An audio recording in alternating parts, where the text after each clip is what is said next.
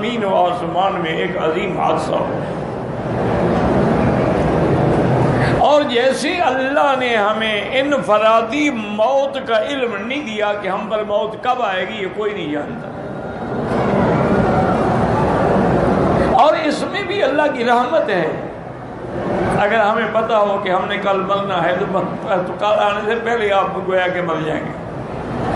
یہ بھی اللہ کی رحمت ہے کہ اللہ نے ہم سے چھپا لیا ابھی کب مرنا ہے. آدمی کام کر رہا ہے موت آ گئی. اس لیے یہ ایسی چیزیں ہیں کہ جن کا علم اللہ نے کسی کو نہیں دیا ہے کہ آدمی نے کب مرنا ہے اور کہاں مرنا ہے. اسی طرح تاریخ میں آتا ہے کہ ابو المنصور ایک بادشاہ گزرے ہیں. انہوں نے خواب میں زیارت کی حضرت اسرائیل علیہ السلام جو ملک الموت ہے. جب زیارت کی تو ان سے یہ بھی پوچھا کہ اگر مہربانی کریں تو مجھے بتا دیں کہ میری موت کب ہوگی، میری زندگی کتنی باقی ہے. تو فرماتی ہیں کہ خواب میں ملک الموت نے ایسے اشارہ کیا اور اس کے بعد میری آنکھ کھل گئی. اب بادشاہ تھے، پریشان ہو گئے.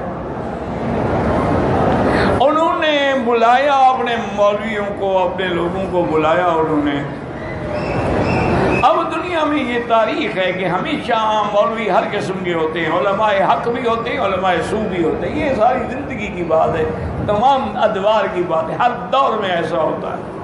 کچھ مولوی ایسے ہوتے ہیں جو سرکاری درباری ہوتے ہیں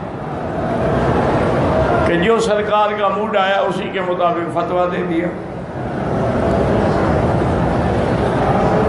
بس انہوں نے بادشاہ کو خوش کرنا ہوتا. لیکن علماء حق بھی ہوتے ہیں جو کسی کی پرواہ نہیں کرتے.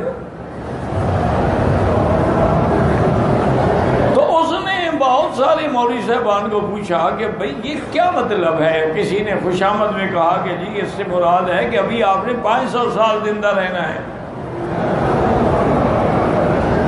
جو کم خوش آمدی تھے انہوں نے کہا کہ جی 500 سال تو خیر اس امت کی عمر ہی نہیں ہے، معلوم یہی ہوتا ہے کہ آپ نے مزید ابھی 50 سال زندہ رہنا ہے. کسی نے کچھ کہا، کسی نے، لیکن بادشاہ کا اطمینان نہ ہوا. انہوں نے کہا بھی مجھے کوئی بات دل کو نہیں لگتی.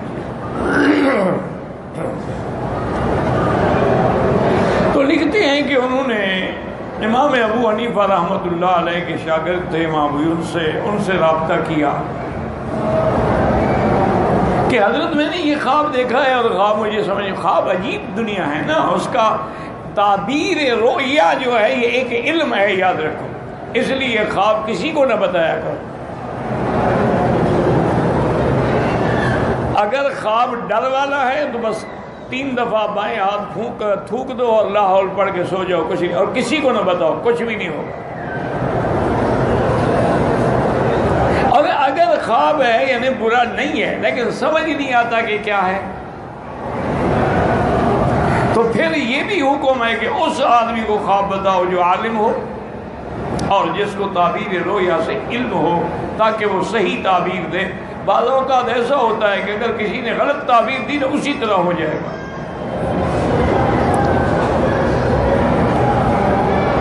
باقاعدہ یہ حدیث میں موجود ہے کہ الرؤیا علی رجل طائر، خواب ایسے ہوتا ہے کہ جیسے پرندے کے پاؤں پہ کوئی دانہ رکھا ہو، اڑے گا تو وہ گر جائے گا. تو اس لیے اگر کسی غلط آدمی کو بتائیں گے تو وہ غلط تعبیر دے گا تو کبھی ہو سکتا ہے کہ ایسے ہو جائے.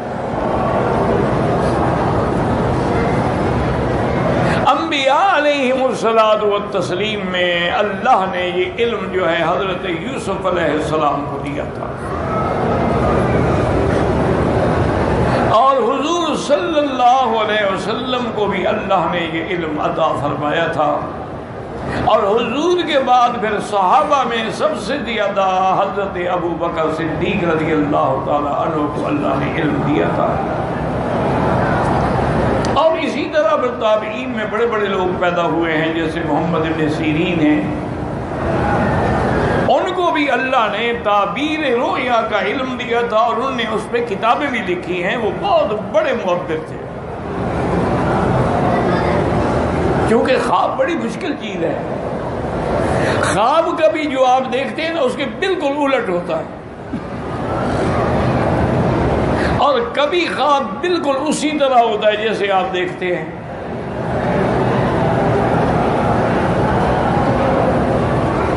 اور یہ بھی مسئلہ یاد رکھیں کہ ہر بندے کا خواب غلط ہو سکتا ہے، اللہ کے انبیاء اور رسولوں کا خواب کبھی غلط نہیں ہوتا، وہ وحی ہوتا۔ اگر پیغمبر خواب دیکھے تو خواب نہیں، وحی ہے۔ اسی لیے جب حضرت ابراہیم علیہ السلام نے اپنا خواب اپنے بیٹے کو سنایا، یا بنی انی اری فی المنام انی اذبح، بیٹے مجھے خواب میں دکھلایا گیا ہے کہ میں تمہیں ذبح کر رہا ہوں، فانظر ماذا تری، تم بھی غور کر کے جواب دو کہ اب تمہارا کیا منشا ہے۔ تو حضرت اسماعیل علیہ السلام بھی دیکھیں کیسے عجیب جواب دیا، کہا کہ قال یا ابت افعل ما تؤمر، ابا جان آپ وہی کریں جس کا آپ کو حکم دیا گیا ہے۔ اسماعیل علیہ السلام نے اشارہ کیا کہ تو خواب نبی کا خواب ہے تو اللہ کا حکم ہے، باقی ذبح ہونا آسان نہیں ہوتا۔ ستجدنی انشاء اللہ من الصابرین،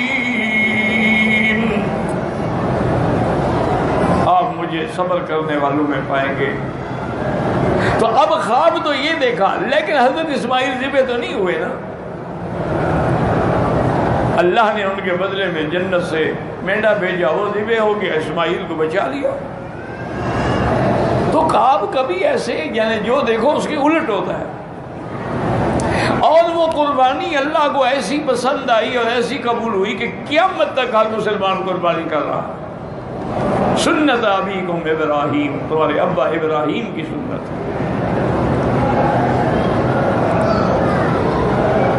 تو اسی طرح خواب بڑی نازک چیز ہے، اور یاد رکھیں کہ خواب جو ہیں اس کے بھی قسمیں ہوتی ہیں۔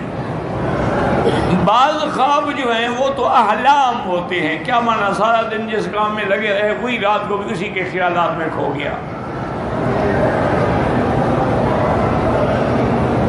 اور ایک خواب جو ہیں وہ شیطانی ہوتے ہیں کہ شیطان مختلف انداز میں ڈراتا ہے، کیونکہ شیطان جو ہے نا یہ کئی قسم ہوتے ہیں، کبھی ہوا کی شکل میں ہوتے ہیں، کبھی سانپوں کی شکل میں ہوتے ہیں، کبھی انسانوں کی شکل میں ہوتے ہیں، اور ایک خواب ہوتے ہیں رحمانی جو اللہ کی طرف سے دل میں ڈالے جاتے ہیں۔ تو اس لیے محدثین نے اور علماء نے لکھا ہے کہ اگر آدمی باوضو سوئے، بستر بھی پاک ہو، خود بھی وضو کے ساتھ سوئے، اور صبح صادق کے وقت میں جو خواب دیکھے وہ تقریباً سچا ہوتا ہے، کیونکہ وہ رحمت کی گھڑی کا وقت ہے۔ اس وقت جو خواب دیکھے وہ تقریباً یعنی سچا ہوتا ہے۔ محمد ابن سیرین رحمت اللہ علیہ کی خدمت میں ایک آدمی آیا، اس نے کہا حضرت میں نے خواب دیکھا ہے کہ میرے چارپائی کے نیچے ایک بہت بڑا لگن ہے، اور اس میں آگ کے انگارے جو ہیں ایسے دہک رہے ہیں۔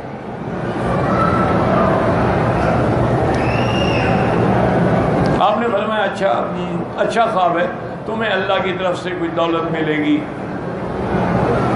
اللہ کی طرف سے تمہیں دولت ملے گی، وہ ہیرے جواہرات کی شکل میں بھی ہو سکتی ہے۔ چلا گیا۔ پھر کچھ عرصے کے بعد ایک اور آدمی ہے، اس نے بھی وہی خواب بتایا کہ حضرت میں نے خواب دیکھا ہے کہ میری چارپائی کے نیچے ایک بڑا لگن ہے اور اس میں انگارے دہک رہے ہیں۔ آپ نے فرمایا تمہارے گھر کو آگ لگی ہے،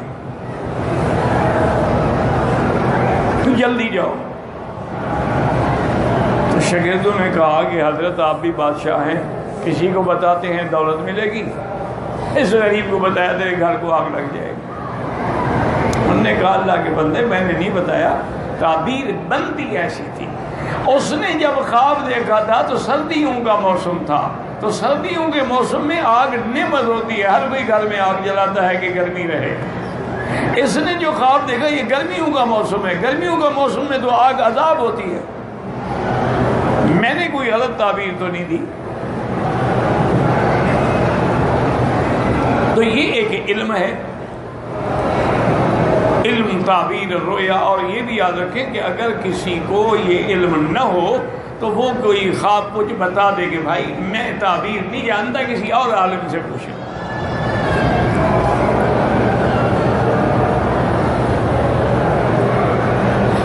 اسی طرح حضور صلی اللہ علیہ وسلم کو خواب پسند بھی بہت تھے، چونکہ آپ کی پیدائش کا تعلق بھی تو ایک خواب سے ہے نا۔ آپ نے فرمایا کہ رؤیا امی الذی رات، میں اپنی ماں کا وہ خواب ہوں جو انہوں نے دیکھا تھا۔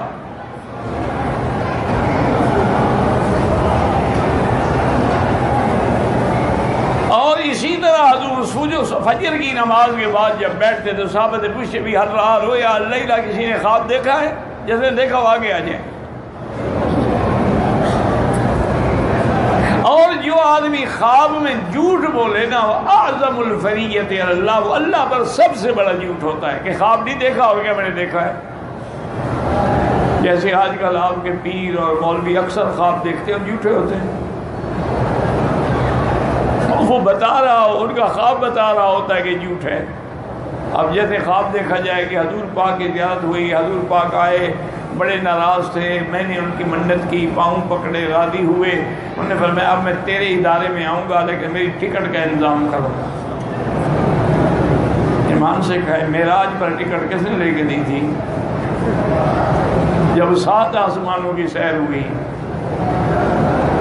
ایسے خواب تو بس کیا ہے، وہ لوگوں کو بیوقوف بناتے ہیں، جاہل لوگ معتقد ہوتے ہوئے سبحان اللہ سبحان اللہ، جی حضور صرف ان کے گھر آئیں گے اور کہیں نہیں جائیں گے۔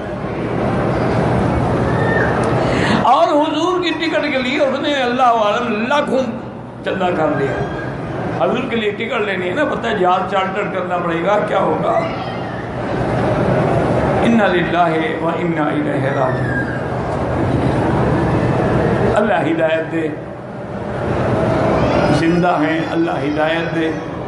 اور اگر ایسے، چونکہ حدیث میں ہے کہ اعظم الفریہ، وہ آدمی سب سے بڑا جھوٹا ہے جو کہے کہ میں نے خواب دیکھا ہے اور دیکھا نہ ہو۔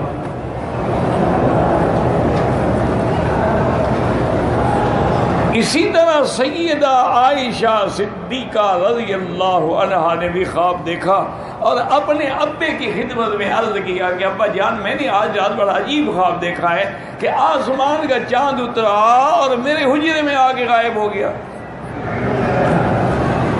پھر دوسرا چاند اترا میرے حجرے میں غائب ہو گیا، پھر تیسرا چاند اترا میرے حجرے میں غائب ہو گیا۔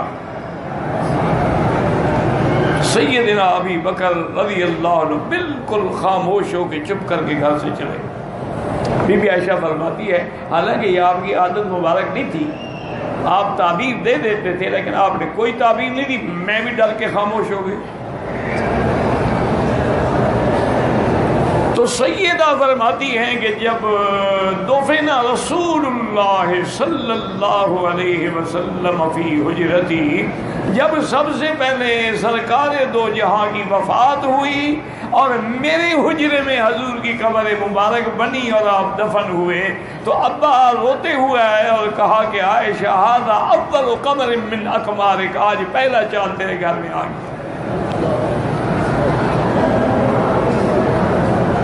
پھر حضرت ابو بکر بھی وہیں دفن ہوئے، حضرت عمر بھی وہیں دفن ہوئے، تو تینوں چاند جو تھے جمع ہو گئے۔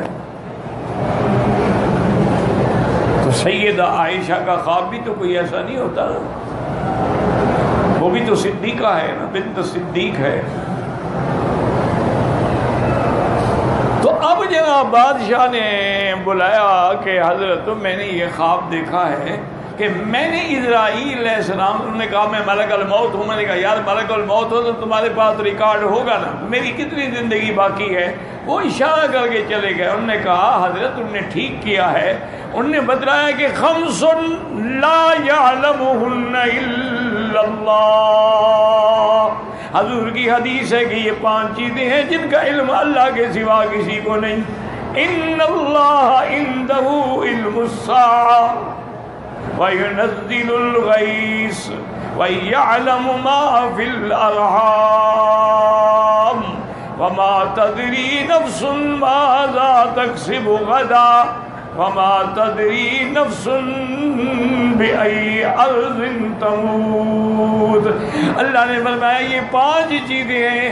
قیامت کا علم اللہ کو ہے کہ کب ہوگی, کس تاریخ کو ہوگی, اور اسی طرح جو بارشیں اترتی ہیں ان کا علم بھی اللہ کو ہے, اور جو ارحام میں, جو رحم میں انسان ہے, جن ہے, حیوان ہے, ان کے ارحام میں جو کچھ ہے, وہ بچہ ہے, بچی ہے, ذکر ہے, انثى ہے, وہ بھی اللہ کے سوا کوئی نہیں جانتا.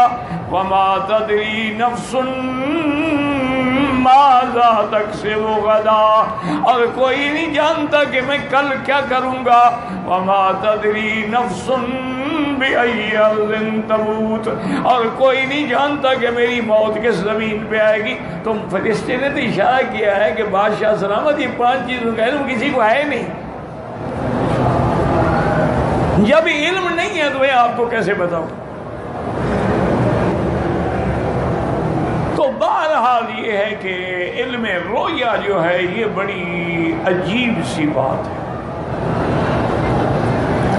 اس کو اللہ تبارک و تعالیٰ کی طرف سے اگر رحمانی خواب ہو اور صحیح تعبیر مل جائے تو الحمدللہ اسی طرح ہو.